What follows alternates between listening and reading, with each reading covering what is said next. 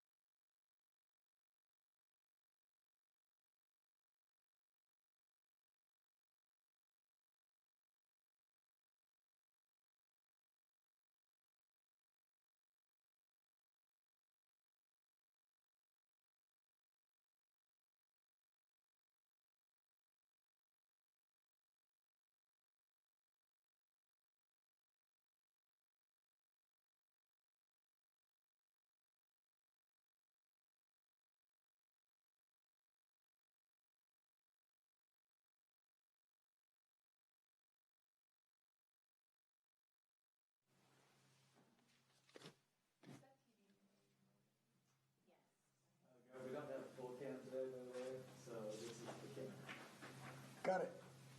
Good morning. Great.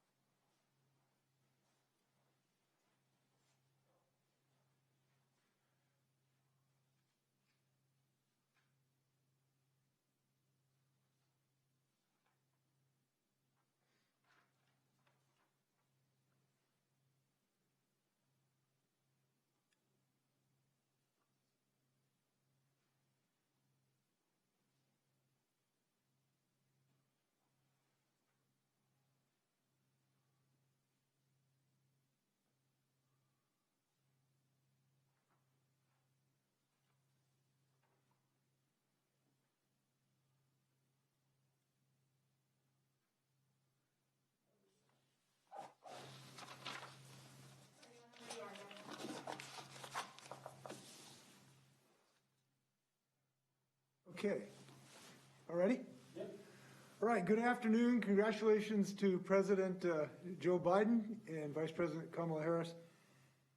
I know people had extraordinary days yesterday. I'll tell you, when I saw Lady Gaga point to the flag that was still flying over the Capitol, that made my heart skip a beat. And I was pleased to see that because she reminded us of what a precious thing we have of democracy, and that the Star-Spangled Banner really stands for something, which is the preservation of democracy, represented by that flag. And I'm proud that our state flag was on the Capitol with so many thousands yesterday. A great day for all of us to make sure democracy was still in place. And he's off to a great start. We just had heard that he's going to implement the Defense Production Act to help accelerate the production of vaccines, and that's something that we're very hopeful about. Today's anniversary of sorts. The first case of COVID-19 was announced 1 year ago today, right here in Washington. And I know we remember what we were doing that day, because we were hit the first and the hardest. However, Washington responded based on science, based on a commitment to the preservation of lives, and we have had considerable success in that regard. We've lost 3,940 COVID lives, and we know each of those is a hole in the hearts of families. But I do think it's important to realize that the things we have been doing have had success, and it's a reason, and it's important to realize that, because we need confidence in the next several months, which will be difficult months. We need to have confidence that we can reduce the loss of lives by doing things that are based on science and compassion for one another, and by putting a great value on the preservation of life. Now, I say that because there is very clear evidence that what we've been doing has saved many, many lives. The New York Times reported just last week that had the rest of the country joined us in this effort and followed the science that is clear and followed the good common sense safety laws, there would have been 220,000 fewer deaths in the United States. Other states of similar size to ours have had 6,000 or 7,000 more deaths than we have experienced. We are saving lives today. We saved lives in the past, and we are going to continue to save lives in the future in this state by making good decisions based on science and our love for fellow Washingtonians. So our recovery from the pandemic is progressing, but we have a long ways to go. And we need to continue to learn from what we have experienced and apply those lessons to continue to improve our approach, both to defeating the pandemic and opening up our businesses as well. We can't ignore it, we can't run from it, we must face it and defeat it. And that's what we intend to do. So in the last few days, as you know, we have announced 3 new lanes, if you might think of it, on the freeway of vaccine distribution. Number one, we have adopted a goal of 45,000 doses delivered, or the capacity to deliver those vaccinations a day. Number two, we are standing up standalone mass vaccination sites. Number three, we are engaging the entire pharmacy industry as a distribution network. And actually, there's a 4th lane of new business partnerships that has already shown some significant effect. If I can address just the mass vaccination sites, we have 4 sites. We hope to have those up sometime next week. They will be staffed significantly by the National Guard to do both logistics work and actual some vaccination work by members of the Washington State National Guard, who we are very appreciative of. The Guard has been doing so much work during this pandemic. They have staffed our food banks. They've worked on security. Now they're going to help us increase the rates of these vaccinations. Pharmacies are coming on rapidly. I had a good meeting with Costco this morning, which has over 20 sites they'll be bringing in. Safeway, I'm told, did over 500 doses in their first day that their pharmacy was involved. And we now have these pharmacies available across the state of Washington to be able to help. Over the last week, our average daily vaccinations have exceeded 16,000 doses a day. And we expect that to continue to improve. In the last 25 hours, that went up to 25,000 doses that have been reported to the state vaccinated over that period of time. And as you know, we believe there are considerable additional vaccinations that have been delivered that simply have not been reported yet to the state. We are making progress in this effort fairly rapidly. Last week when I spoke to you, we'd had 32% known deliveries of vaccination. That's gone up to over 48% in the last day or so. So that continues to increase. Just to give you a sense of numbers, we have produced 13th in the nation as to total vaccinations that have taken place in the state of Washington as in the United States, 13th. But we have more work to do. We do want to make sure that you can find what phase you're in, and I hope you go to findyourphasewa.org, findyourphasewa.org. These systems, as sometimes occurs, were bulky and clunky the first 24 hours, but we've had relatively good success recently. And through the DOH website, you will be able to find the location of doses and where to find them and to contact them and the system. Today we're joined by another leader in the private sector helping to vaccinate people, and that's Amazon. My staff has had many conversations in various companies the last few days as part of our public-private partnership. So additionally, Amazon today is announcing they're establishing a pop-up clinic in Seattle this Sunday, pretty quick action, with the goal of administering 2,000 vaccines in the public at one event. This event will be eligible for anyone who is eligible for the vaccine. They're doing this in partnership with Virginia Mason, and we've got a couple folks talk about that today. So to start the discussion, we've got Amazon's Senior Vice President of Global Corporate Affairs, Jay Carney, who had his day in the sun with the previous administration, and I know enjoyed the start of the Biden administration. Jay, thanks for joining us. Governor Inslee, thank you so much. Yes, I certainly, at a personal level, deeply appreciated yesterday's events, and I'm glad to see President Biden taking action right away to address this terrible pandemic. I want to thank you, sir, for your efforts as governor through this incredibly challenging period. You mentioned we're at a somewhat infamous one-year anniversary.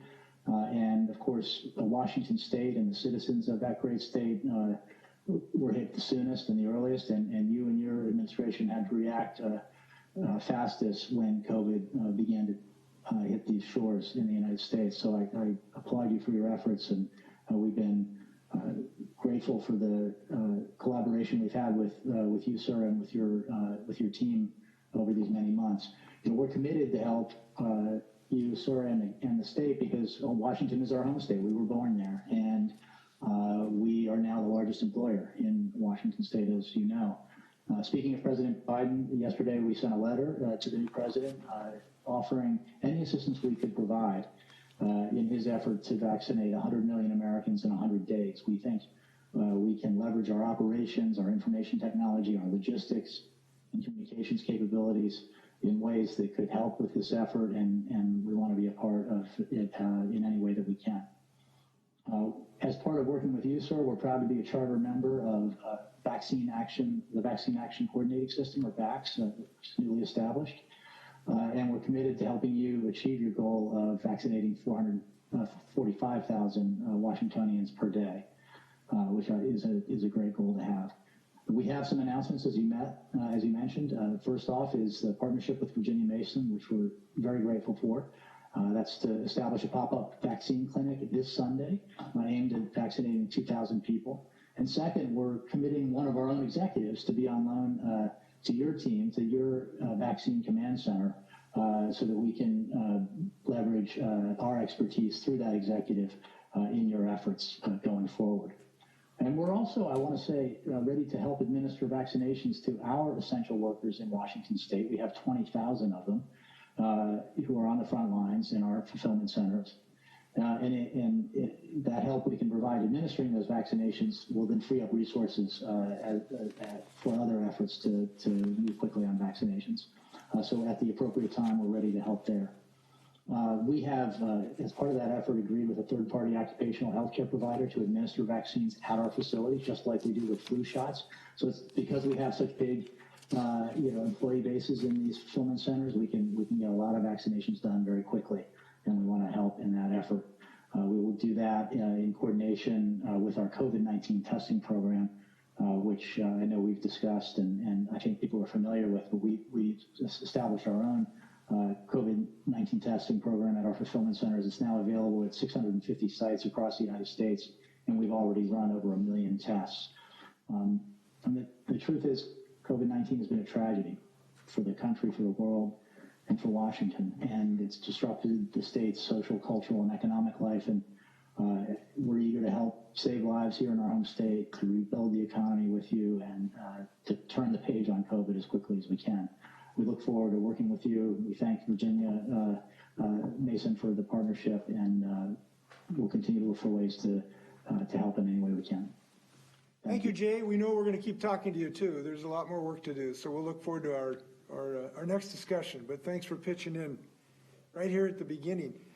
Gary Kaplan, who's been such a successful leader, who's helped us in our state look at some lean management systems to improve quality. So he's a good guy to have on this team. Gary. Well, thank you, Governor, and thank you, Jay. Let me just echo Jay Carney's comments. We are proud to be Washingtonian. We appreciate the perspective on how well we are doing, but it won't just continue to happen unless we all pitch in and do our parts. And so thanks for leading us, Governor, in the right direction. Virginia Mason and our CHI Franciscan, we are a new organization, Virginia Mason Franciscan Health. I'm a practicing internal medicine doctor and privileged to serve as co-CEO of our new organization. We've been actively involved since December vaccinating COVID-19 patients, vaccinating patients to prevent COVID-19, 1A, those who are healthcare workers, high-risk individuals, and people living in congregate settings. And now that we've moved to 1B, we've really ramped up to vaccinate people in that 65 and over age group, as well as people 50 and over who meet the criteria for multi-generational households. We have vaccination clinics across the region, here in First Hill on our main campus, Virginia Mason Medical Center, Bainbridge Island, Bellevue, Federal Way, Linwood, and also across the South Sound through our legacy Franciscan sites. And we have been looking for opportunities to expand. You inspired us, Governor, when you challenged us on Sunday evening to go for 45,000 a day. We've been looking for the opportunities to make that a reality, and we're thrilled to have this opportunity in partnership with Amazon. So we're looking for a large-scale vaccination opportunity, and as Jay mentioned, our first will be this Sunday, January 24th, 8:30 to 4 p.m. at the large Amazon Meeting Center on 7th Avenue in the South Lake Union area.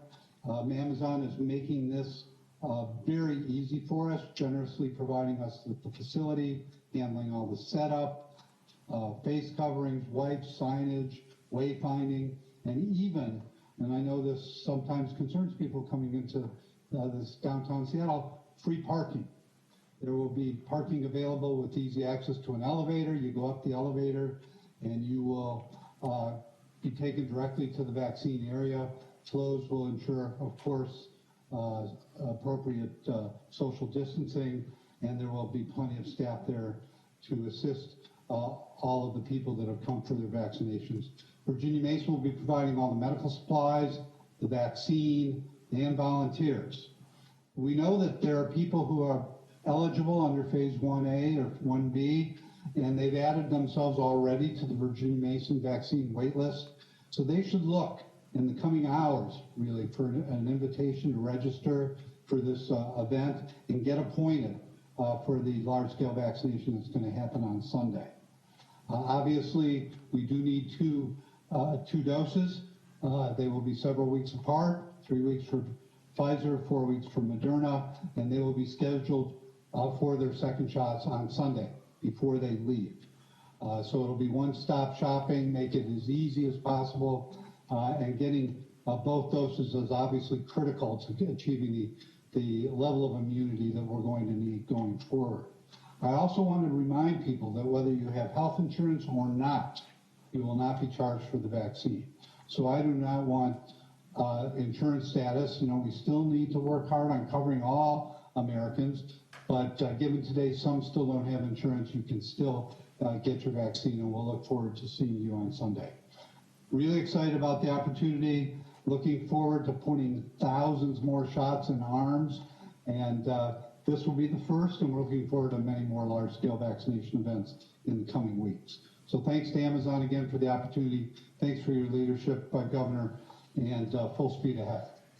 Yes, Gary, we want to thank you and your colleagues who are accelerating their rate of vaccinations in the hospitals. Hospitals were the significant repository of these precious vaccines, and we've asked the hospitals to dramatically accelerate the rate that they're doing these vaccinations, and that has mean more work for everybody in these hospitals to stand up these systems and to make sure we do this within 7 days. So I want to thank everybody of your colleagues to make sure we get that job done. We appreciate that. Gary, did we tell folks how to sign up for this? If we did, I might have missed that. Yeah, well, so we have our website, virginiamason.org, and there's a place there to get on the waiting list, which then will instantly be converted to appointment scheduling opportunities. So we're asking everybody to go to the waiting list. We already have many hundreds of people on that list, and so all of those plus people who sign up in addition will be sent opportunities to schedule their appointments later this afternoon, this evening. Great. Onward and upward. Thank you very much, gents. We have Dr. Shah, Mayor Shah is on the line, and he has to leave in about 5 or 6 minutes. So why don't we take questions on this issue before I make some other comments? So why don't we take questions on vaccine issues here, particularly anyone who'd like to ask Dr. Shah a question, or these two gentlemen. Why don't you have at it? Can we do that, Emily? Oh, I think the two gentlemen actually need to hop off. Okay, the two gentlemen are leaving. Thank you, gentlemen. And if anybody wants to ask Dr. Shah a question, this would be a good time in the next minute or so. Reporters who would like to ask Dr. Shah a question, please raise your hand on the WebEx, and I will call on you. Okay, so we have Joey Thompson from the Everett Herald. Hi, Dr. Shaw, Governor Inslee. In Snohomish County, we've got 3 high-throughput mobile vaccine clinics. 2 of them are operating through the end of the week. 1 had to stop yesterday, all because they are low on doses. We've known that the supply has been an issue, but how are you going to prioritize getting the vials to these places that have the opportunity and capacity to to get those vaccines administered? Thank you for that question, and I'm glad you asked it. Governor and I have been talking about this very issue for the last couple of weeks, but really for the last few days, it's been more intensified. I have spoken with the health directors in King County, Pierce County, and Snohomish County today, and we're very much working together and doing whatever we can. We know the reality is that we do not have enough vaccine supply that's coming into the state, so we're doing everything we can behind the scenes to move or transition or support vaccination efforts that are throughout the state, including in the 3 counties in the Puget Sound area. And the final thing I would say is that there has been a lot of behind the scenes work, as you've heard from the governor, which is not just our private sector, but our public sector as well, our public health and healthcare sectors working together. So we don't have it all solved, but incredible amount of progress from that 32% from last week to 48% of Washingtonians that have been vaccinated, at least 48%. And so we're confident we're going to continue to make progress on this, but we're in touch with our local health officials to help support what they need on the ground as well. If I may just describe this process, on a weekly basis, the department looks at what we hope to have coming in from the federal government and makes distribution to systems decisions based on, principally how we can maximize the vaccination rate. And so we will be having distributions to other mass vaccination sites and Snohomish, King, and Pierce County as a certain portion of the next week or two supplies coming in from the federal government. We also have existing stock, which is in some of our hospitals, as I alluded to, and we have required those hospitals to exhaust those within 7 days of their receipt. So I know people may wonder, why, if we have a dose that's sitting in a hospital in Olympia, why not drive it up to Snohomish County? And the reason is they have appointments already made for people to say, give them a vaccination this afternoon. So that is a supply chain that is working and is going, and we have demanded, frankly, that it go much faster. So those are decisions actually to be made in the next 24 hours about the next distribution system, and we try to do it as fairly and equally and successfully as possible. We now also have the pharmacy chain that is coming online. So the department tries to match both the demand and the supply in an equitable way geographically as much as humanly possible. And we look forward to that supply chain increasing, which is ultimately what we need. Look, if we're going to do 45,000 doses a day, we need the federal government to triple at least what their production is, because we are already vaccinating more people a day than we are receiving from the federal government. So if we are going to fully utilize the mass vaccination site in Snohomish County, we just simply have to get more doses from the federal government. And I'm very hopeful that some of the things the Biden administration has already got running is going to accelerate that process, because we need those doses. We have 2 more questions for Dr. Shaw before continuing on. Next one comes from Laurel with the Spokesman Review.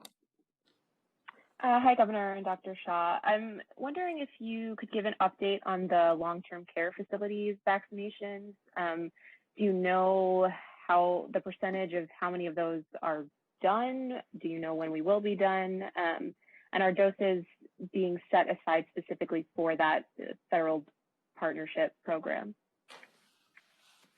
Dr. Shaw, address that? Yeah, and in fact, Michelle Roberts is on this one. It might be good for Michelle to answer this question. In general, this has been another part of the challenge because we're vaccinating, as the governor said, on the allotment that we're receiving. We also know that the long-term care facilities are being vaccinated through a separate pharmacy program, which also makes it confusing at times with the numbers. But Michelle, would you be able to add in a couple of details here? Yeah, we have about 2,400 facilities in Washington State who signed up for the National Long-Term Care Pharmacy Program with CVS and Walgreens. And we have set aside doses kind of at the CDC warehouse level to support that program. Right now, that's about 139,000 doses set aside for that program. We don't have great data on exactly how many of those doses have been used because CVS and Walgreens report directly to the federal government for their administration in that program. We have been talking with CVS and Walgreens to get clarity on their cycle, and what they have told us is that all those 2,400 facilities who've been enrolled will have their first visit by this Sunday. So, and they were on track to do that. And then they will continue to move towards kind of restarting the cycle because all those facilities will need a second dose appointment. And then they're going to, CVS and Walgreens will be doing a third and potentially a fourth visit to ensure there's 2 doses for anybody who was missed the first time they visited. So we think the guarantee that CVS and Walgreens have given the state is they will be done with all first appointments to those facilities by this Sunday. The only other thing, if I could add, is that I was on a call this week with fellow secretaries of health across the country, and this was the very issue that I brought up. Michelle alluded to it, is that this reporting to the federal government, but not giving simultaneous information to state departments of health is a real problem, and we need to get that addressed. And so we're hopeful with the new administration that it'll be simultaneously bidirectionally reported both to or dually reported both to the federal government and state government, so we can keep track of what's happening within that LTAC systems. If this isn't clear, basically the federal government assumed control of the distribution of vaccines to the long-term care facilities. So they had an independent channel that they directed and controlled to do long-term care facilities. And they did that with a contract with 2 pharmacies. And so we really don't have control over the long-term care facility system. And that's why, you know, we wish we had better transparency into that system, but it's controlled by the federal government. So we have time for one more question during this portion. As a reminder to press, there will be more time for questions after. Final question here goes to Sarah with McClatchy. Earlier this week, I believe we learned about 696,000 doses of vaccine had been delivered to the state as of January 16th. The governor said Monday that every dose already allocated before this week has to be given by January 24th. And with current numbers on the dashboard, it would appear that would require essentially doubling how many doses have been administered so far in the next 3 days. Do you have any more recent numbers to share that would show maybe how close the state is to that target? And do you think it's possible to meet it at this point? Yeah, so thank you, Governor. So thanks for that question. Michelle can provide some additional specific details. As the governor mentioned, really the good news is that our partners on the ground, you know, they're doing just an amazing work. Partners on the ground have really increased their number of vaccinations based on appointments or the alternative mechanisms by having even a potential high throughput or a mass vaccination clinic. They've done everything they can, and yeah, we still have additional work to do. So we still have a few days, and there are some data lags before we get the final numbers. But we do believe that we're making significant progress in this area. There is likely going to be more that we need to continue to do to both encourage and incentivize and or require our partners to be able to do certain things. But we have made tremendous amount of progress this just for the last several days. Michelle, did you want to add any specifics on the numbers from what she was quoting? Yeah, if we want to, I believe there's a slide that actually could probably be pulled up with the numbers, if that's possible. We're looking here. Very good. So here is some of the updated. Here are the updated numbers. as of this data is largely as of last night. And so here's where we're at with 362,000 doses given. And these are doses that have been reported to the state.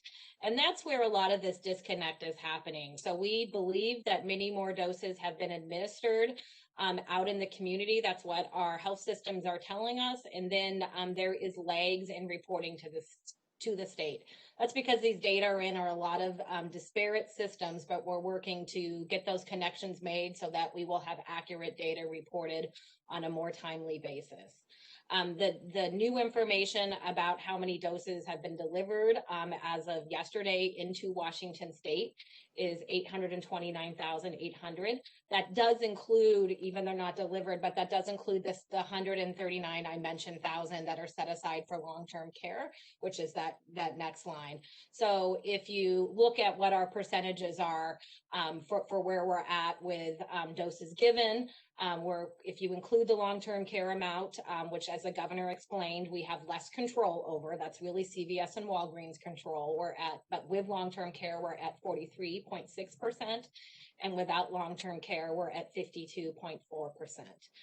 That's data reported to the state. And then, like I said, we are working very quickly to resolve these data disconnects that are happening so we can have one accurate story of how many doses in Washington State are in arms. The good news is, sorry, Governor. I was just going to say the good news, we're making tremendous progress. But again, none of us are satisfied until we continue to see these numbers drive higher and higher. And so that's what we're committed to doing. And we've been working very closely with our partners on the ground, as well as all of our partners at the state under the direction of the governor, so we can continue to move in this direction. But the bottom line is we want to make sure those who are watching that they also recognize that it is going to require some continued coordination on the ground, which means that please stay in touch with your healthcare provider. Please stay in touch with your clinic. Please stay in touch with your hospital. Please stay in touch with your public health department. We want to make sure that you stay in touch with all the usual places you stay in touch with to get vaccines or care. And we are going to provide as much information we can from the state, but we want to support what's happening on the ground. Sorry, Governor. No, I was just to point out, when we evaluate these numbers, sometimes it's difficult because if you get 100,000 doses in a half hour ago, obviously we're not expecting to do all this in a half hour, so you have to take that into consideration. I'll just say that we need a much more rapid delivery system. We insist on that. We've created requirements that our partners actually respond. We have distributed to our partners those doses. Those doses need to be out there, and we're asking and frankly demanding that our partners hustle up here. And it does take additional work. But these are not state employees administering it. These are private entities, hospitals, pharmacies, nonprofits, clinics. And we need to step it up. Thank you, Dr. Shaw. Why don't I continue here on some other non-vaccinated related issues. Thank you, Governor. Thank you. I want to give you an update on our legislative session. Our immediate priority in this session is to get financial relief to the businesses who have had difficulty, for rental assistance to landlords and tenants. And we want to do that fairly quickly so that efforts don't have to wait till the end of the legislative session. We've had positive discussions the last couple of days with legislative leaders, and I'm fairly confident we'll get that job done fairly quickly. We have a good bipartisan understanding of the level of assistance that's needed in the pandemic, and I think there's a bipartisan recognition that helping these businesses, helping these landlords and tenants is the right thing to do, and do it as a first order of business, if you will, or close to first order of business of the legislature. So we're making good progress on that, and I think we're going to have a success. I'm also encouraged by our chances of taking the next steps in our state's absolute commitment to build a clean energy economy and defeat climate change. Senator Carlisle and Representative Fitzgibbons are both working hard on meaningful legislation in that direction. That includes the clean fuel standards so that drivers can have cleaner fuels that they deserve. and a cap and invest plan to make sure that we can build jobs with a clean energy economy in a variety of ways. We expect that the Clean Fuel Standard will have a favorable vote out of committee in the near future, and we are very optimistic about our progress. People understand the existential nature of this threat this year, and I think this is the year for the next big step to defeat climate change. On unemployment compensation, I'm pleased that my unemployment insurance bill has made it out of committee in the Senate. This bill is one of the critical components for economic relief for struggling businesses. I want to thank Senator Kaiser for her leadership. I want to thank Ranking Member Senator King for his support of that bill, because we know that without swift intervention, employers are facing an unprecedented rate increase of an unemployment tax as a result of the pandemic, particularly those with a limited history of layoffs in their portfolio. So to address these concerns, this bill is projected to prevent a total of $920 million in employer tax increases in 2021, and to prevent approximately $2.6 billion in tax increases over the 2021 to 2025 time period. This will get us past the COVID impacts to the status quo, recovering our trust funds slower, but relieving significant increases for businesses, which is critical for economic recovery effort. I'm encouraged that the legislature is further considering funding for support to those hardest hit by industries that remain impacted by necessary health-related COVID capacity reductions. On the equity front, we're making progress. Legislation we requested to reform independent investigations when there's police violence with citizens and use of force is also making progress. A hearing is scheduled Tuesday in the House committee, and we're looking forward to a robust discussion on how to move this bill forward. I'm pleased to say that other equity legislation is also making good progress. A House bill to make the Juneteenth a recognized holiday in Washington was voted out of committee, and this legislation, I'm pleased to say, ought to get done. Legislation that would remove the use of credit scores in determining your insurance rates has received a Senate hearing, and I believe this is the just, equitable, and economically productive thing to do. It's just wrong. It is just wrong to use that sort of discriminatory basis to jack up people's insurance rates in the state of Washington. It's time for us to right that wrong. We righted the redlining inequitable provision years ago, and this is the year to get this done. So it is early in the session, but we're making progress. I want to make a comment on some other progress we're making, and that is giving students and educators an opportunity to get back into on-site learning. We believe that we can continue in that direction safely by adopting the known safety protocols that we have demonstrated can be very, very successful in simultaneously improving students' learning and protecting the health of students and faculty and everybody in the educational community. The state's protocols are being implemented in areas where the data gives scientists confidence that our youth and educators can be together in the classroom. Now, I want to give a compliment to the educators who've been doing incredible work remotely. I've seen this with my own eyes. They have been amazingly innovative, creative. They've been dedicated, trying to corral a 6 or 7 year old remotely to keep their attention on a lesson plan. It takes somebody with a Nobel Prize winning talents, and they've been doing everything they can do. But we have to recognize that that's impossible for many, many students. And we also ought to recognize there are a lot of educators that are just desperate to get back into the classroom to see the people that they've committed their professional lives to. And what we have learned, thankfully, and I think this is very fortunate, we have fortunately demonstrated that by using good safety protocols, spacing, masks, cleaning techniques, that this can be done safely. And the reason I say that is that we have had somewhere between 100 and 200,000 students and their educators who have been in the classroom for months now in many places across the state of Washington. And they have had very minimal in-school transmission associated with that because we have learned lessons about how to do this safely.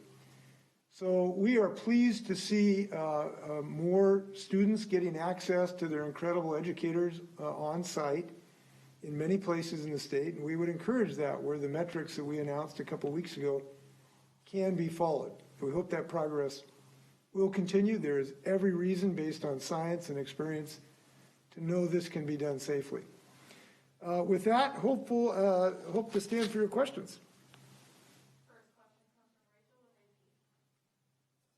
Governor, your initial request for use of the National Guard for Capitol security runs out tomorrow.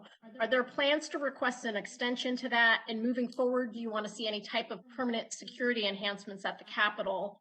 Also, there's a hearing next week on a bill to ban the open carry of guns and other weapons at demonstrations and on the Capitol campus. Do you support that measure? First question about the Guard. We have not made decisions tomorrow on the Guard, so we have not made decisions about this. What I can tell you is that we are very pleased that we have had democracy without violence in a peaceful way in the last few days. And I want to thank the members of the Guard, men and women who left their families on a moment's notice and have spent time standing in the rain and just working so hard. The State Patrol has done yeoman duty as a result. I just want to thank these people for their professionalism. We believe it has deterred what otherwise could have been some significant threats to our people on the Capitol. So I want to thank them for that. So this is a day-to-day decision-making at the moment. So when we make decisions, we intend to share them with you. As far as permanent's a long time. There will be an increased presence of law enforcement personnel for some period of time. The exact dates we can't give you at the moment. We do have at least the beginnings of a plan of the numbers of additional state troopers who will be on the Capitol to assure safety. We will not countenance an interruption with the democratic process in the state of Washington. I want to repeat that. We will not allow that. And I hope people got the message in that regard the last few days. We will continue a security system, some of which we will not share with you, Rachel, because we don't want to show people all of our security apparatus. So you're going to have a lot of things going on here you won't see, but will be effective in preventing interruptions of democracy. And I want to thank everyone involved in Washington, D.C. I went to JBLM and gave a send-off to our National Guard that flew back there and protected the nation's capital. And that flag was flying over the Capitol. I talked about that Lady Gaga pointed to, in part because we had men and women leave their families and go to that duty, all of whom were volunteers, by the way, so thank them. Your last question is about open carry. I've not taken a position on that bill yet, so we'll have to get back to you.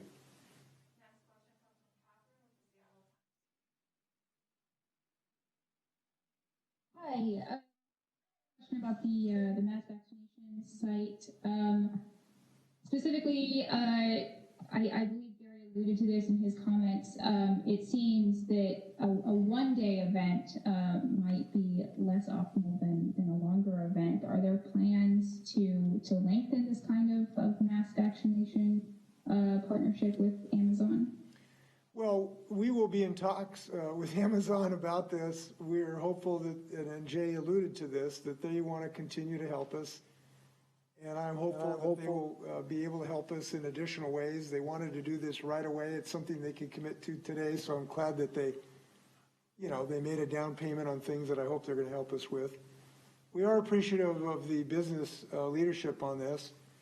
As I indicated, Microsoft is committed to doing a stand-up system to do vaccinations on the Microsoft campus. They think they can do 5,000 a day. And this is not just Microsoft employees. These are general members of the public. They have not asked for any, recompense for this. We really appreciate that. So we're very pleased with the business pitching in, and I'm hopeful Amazon will help in some way in the future. Next question comes from Hannah with Cairo Radio. By the way, I do want to note, this is not the only game in town in Puget Sound. Snohomish, Pierce, and King all have mass vaccination sites that in the short order will be up and running. And today we're making some decisions about distribution to help support those sites. So we will support those sites in a variety of ways, including getting doses of an amount that we think will be the right amount. Decisions will be made shortly. Hannah, go ahead. Governor, turning back to the legislature, I wanted to ask you about a couple of bills. One is Tina Orwell's 1182 will come up for a hearing next week. It's the 988 bill that has been described to me as a game changer for our mental health system. Wondering if you have any thoughts on that bill and how it relates with your prior 5-year plan. And then also more than 1,600 people signed up for the bipartisan bill from Senators Mullet and Braun yesterday, 5114, on moving the state back to phase 2. Did you get a chance to listen to any of that testimony? I'll have to get back to you on the Orwell bill to give you our response to that. So I'll try to do that as soon as I can. Actually, I did not listen to the testimony, but I'll tell you that the pain and the distress and the anxiety that those folks relayed, and I know they relayed it during this testimony, is something that I have felt very, very deeply before they arrived in Olympia. For months now, I have carried their pain in my chest. And the reason is I know very deeply the profound sorrow that they have had, and sometimes losing their business prospects, losing their employees, the anxiety that you must feel if you have a small restaurant and you've had to close it and lay off your employees, and maybe you put your life savings into it, and now that being jeopardized is something I feel right here every day. And I have done that for months. And I got to be honest with you, it's been very difficult. It's been harder for them than me, obviously. But the fact that we have had to make decisions that have jeopardized their families' treasures and their personal ambitions is a terrible thing. So I recognize that very deeply, and it has been most difficult to have to make these decisions. Now, that is why we are committed, and I've made an allusion to this, to helping them to the extent we can this year with tens of millions of dollars of relief. I have already on my own decision done over $100 million of business relief, and now we need much more, frankly, for these businesses to help these small business owners and employees. And I'm confident we're going to do that. It's the right thing to do. They need it. We got to respond to those cries that we heard from those 1,600 people to help them in a way that simultaneously helps them and also doesn't end up in somebody else losing their life. Now, here's why this is necessary, and this is a very, very hard reality. We have tested the Washington way, and I favor continuing the Washington way, and that's to make decisions difficult as they are based on science, based on experience.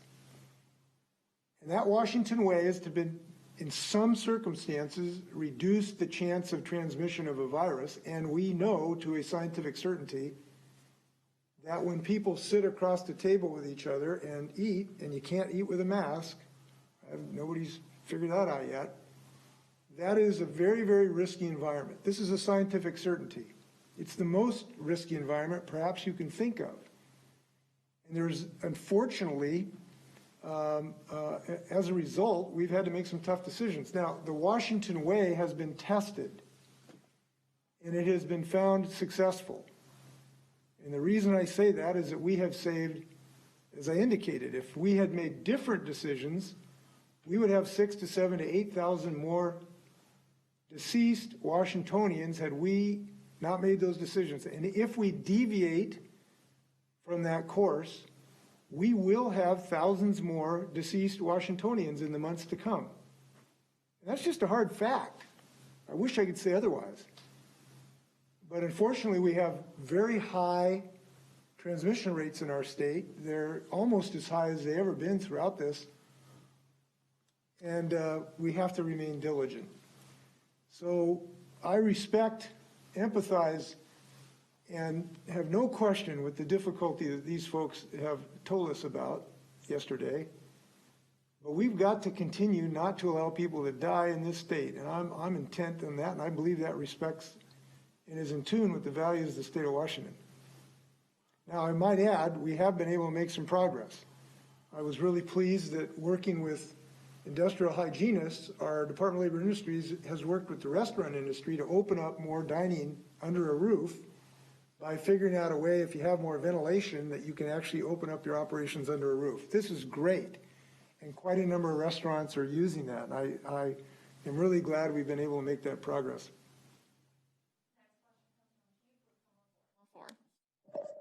Governor, how disappointed are you to learn from the Biden administration that the Trump administration really had no coronavirus plan for the country, that they have to start from scratch? I am trying to talk about the previous president as little as I can.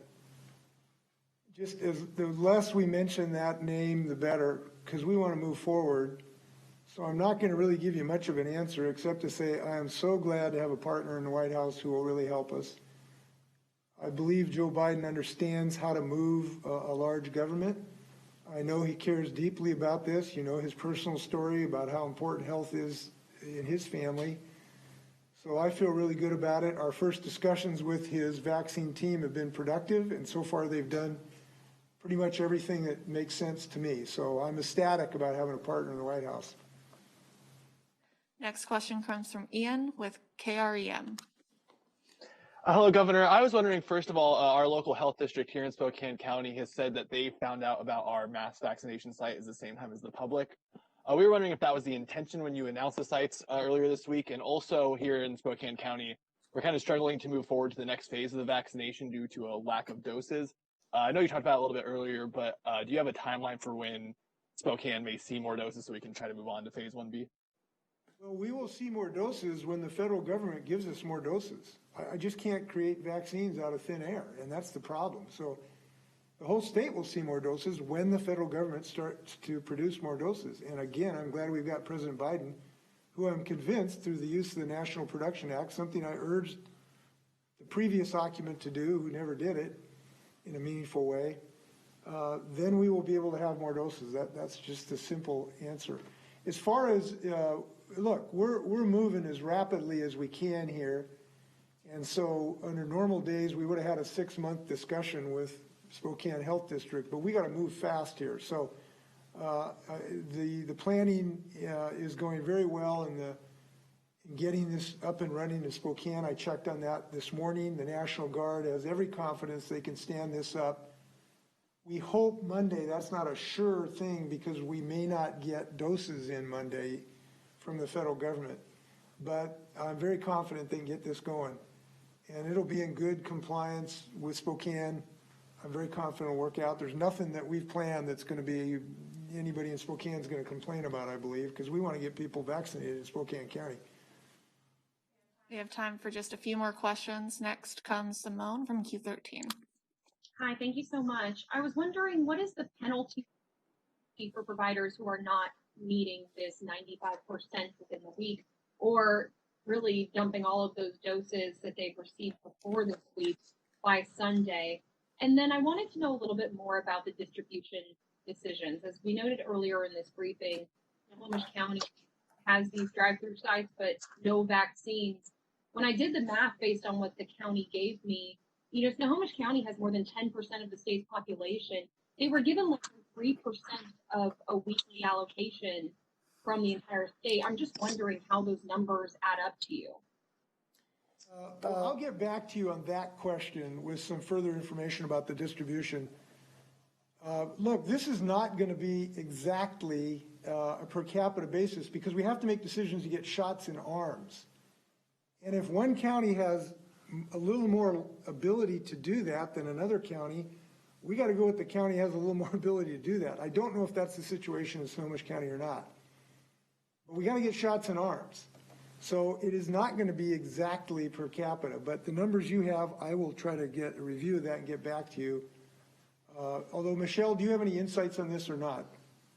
Yeah, the one other piece I just want to add to this, Governor, and we can get back with exact numbers, is that the some of the vaccine allocations have gone to large health systems that are in multiple counties. So the counties like Swedish or Providence, they may have been allocated to, and this is a real example, to their First Hill site, but then they were using it for sites in all of their counties, their sites in other counties, including sites in Snohomish County.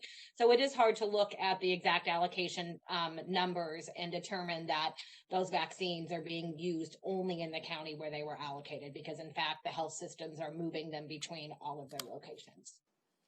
The question about the penalty, the biggest penalty is just the knowledge if you can save more lives the faster you get the vaccine into people's arms. That's the biggest downside of not being able to achieve this requirement.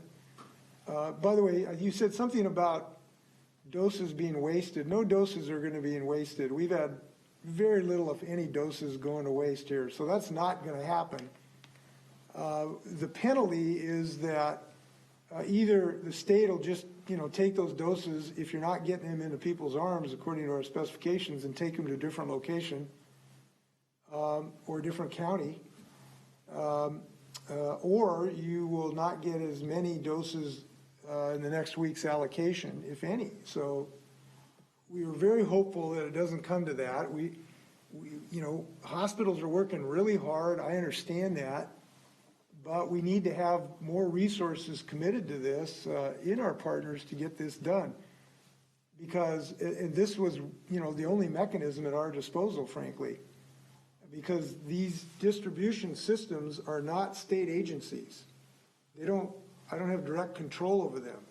I've got to use the power of persuasion and this tool to ask them to accelerate this distribution system. Question comes from Austin with Northwest News Network. Governor, just because you have defended your COVID approach as being about saving lives, and you just mentioned a moment ago, if we deviate, there will be more deaths, that the focus has got to be continuing on not letting people die in this state. It looks like from the CDC, we're at 51 deaths per 100,000 people. Hawaii, by contrast, is 22 deaths per 100,000 people. Why is this, if this is about lives and saving lives, why not go even further? Why not order another shutdown? Why not do more to save more lives if that's really what this is about? Well, I'm not sure which horse you guys want to ride criticizing the state of Washington. One time we're too lenient, the other time we're not lenient enough, so I can't quite understand that. Look, we are better than 45 other states. And we think that's a pretty good position to defend and continue on our course. If we shut down more businesses, there is more economic pain for people, and we have tried to make a value system that is at that sweet spot. And when you're better than 45 other states and you save 5, 6, 7, 8,000 people in a state while simultaneously maintaining relatively good economy in some sense, that's the where to set the needle. And in answer to your question, there's no algebraic equation chiseled in stone where that is. We have to use our hearts and our heads to figure out where that is. And I think this is a good place for us. I congratulate Hawaii. They have a little advantage called the Pacific Ocean. We haven't been able to reach that level. But I'm proud of what the state of Washington, and when I say the state of Washington, I don't mean the state government necessarily or exclusively. It's individuals who are wearing masks, who are ignoring some of the people who said who thinks this is just a hoax, who are complying as businesses. Vast majorities of businesses who are making very difficult decisions are complying. This is a success of the people of the state of Washington, and we encourage us to continue down this path and not wave the white flag of surrender. I do want to mention one other thing too, is that we are very concerned about this mutant virus. It is 50, 60% more transmittable. We have been told that we're 2 to 3 months away potentially of being in London's position if it ends up here in numbers. So this is a concerning time. So we think we're in the right spot. Final question comes from Drew with King 5. Good afternoon, Governor. I wanted to ask you about the transportation package that's been introduced by the House, calling for 18-cent gas tax increase over the next 2 years, a number of other fees as well. Do you support that on top of the carbon proposal and the capital gains tax proposal this year? I haven't supported that specific proposal. I am hopeful that we can do good things this session. It could include transportation.